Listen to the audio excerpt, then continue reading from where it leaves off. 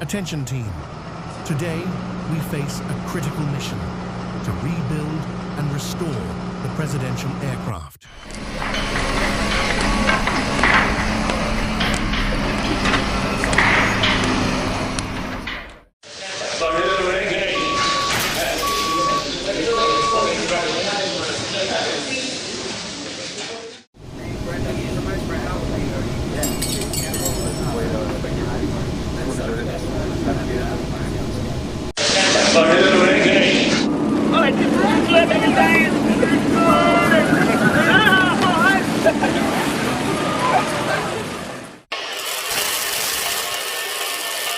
Stay focused.